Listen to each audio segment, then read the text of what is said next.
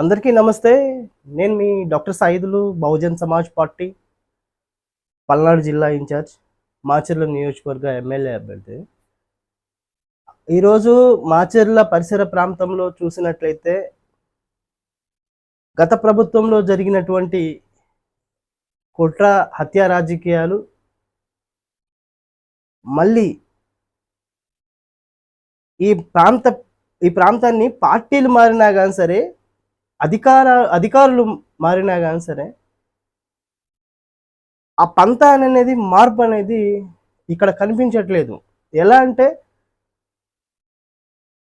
గుల్లపాడులో జరిగినటువంటి సంఘటన, గొట్టిపాలలో ఊళ్ళు వదిలిపెట్టి వెళ్ళినటువంటి పరిస్థితి, వాళ్ళకి పెన్షన్లు కూడా ఇవ్వలేని సాక్షాత్ ఒక ఎండిఓ గారి దగ్గరికి వెళ్ళిన, అయ్యా మాకు ఇట్లా ప్రాణహాని ఉంది, మేము వాడికి వెళ్తే మమ్మల్ని ఇబ్బంది పెడుతున్నారు అని ఈ ప్రాంతంలో ఉన్నటువంటి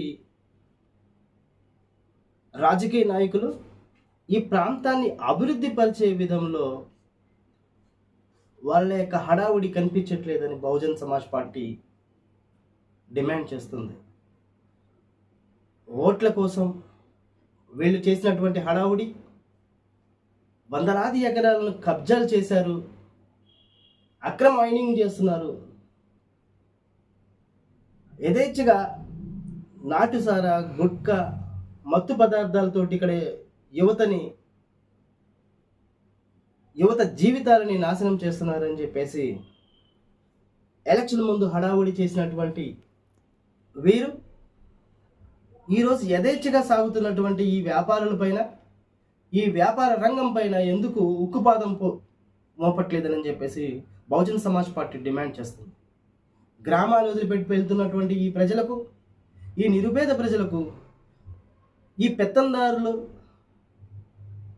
ఈ అగ్రకుల రాజకీయ నాయకులు వాళ్ళ యొక్క రాజకీయం కోసం మెదిపినటువంటి పావుల్లో, వాళ్ళు చేసినటువంటి నాటకాల్లో బలైపోయినటువంటి ఎస్సీ, ఎస్టీ, మైనారిటీ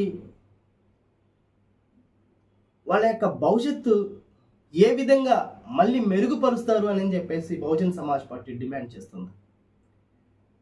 ఈరోజు ఎవరు గెలిస్తే వాళ్ళు మాకు అడ్డు లేదని చెప్పేసి అధికార గర్వంతో ప్రతి ఒక్కరూ యథేచ్ఛగా ప్రజలను పట్టించుకోకుండా ఎక్కడ కూడా ప్రజలకు కావాల్సినటువంటి సదుపాయాలు సమకూర్చే విధానంలో లేకుండా నివురి కప్పినటువంటి నిప్పుల ఈ ప్రాంతం అట్టుడిగిపోతున్న పట్టించుకునే పరిస్థితి ఎవరి కోసం, ఎందుకోసం అని చెప్పేసి ఒక్కసారి గమనించండి మాచర్ల నియోజకవర్గ ప్రాంత ప్రజలారా. ఆనాడు బాబాసాహెబ్ అంబేద్కర్ తన పిల్లలను సైతం, తన బిడ్డల జీవితాలను సైతం మన కోసం తృణప్రాయంగా త్యాగం చేశారు. అలాగనే మహాత్మా జ్యోతిరావు పూలే పిల్లలే వద్దని చెప్పేసి మన బహుజన జాతి కోసం వాళ్ళ జీవితాలని త్యాగం చేశారు. మాన్యవర్ కాంశీరామ్ తన యొక్క ఉన్నతమైన విద్యకు, ఉన్నతమైనటువంటి తన ఉద్యోగానికి ఎక్కడ రాజీ పడకుండా పూరి గుడిసెల్లో మన దళిత బహుజన జాతి ప్రజల అభివృద్ధి కోసం రెండు గిల్లల సైకిల్ వేసుకొని గ్రామం తిరిగి తను బహుజన ఉద్యమాన్ని పైకి లేపారు. కానీ ఈ మహనీయుల త్యాగాల్ని పక్కన పెట్టి ఈరోజు అగ్రకుల రాజకీయ నాయకులకి దాసోహమయ్యి అధికారాన్ని వాళ్ళ చేతిలో పెట్టి ఈరోజు మాచర్ల ప్రాంతంలో ఎక్కడికి వెళ్ళినా కానీ సరే నీటి కొరత,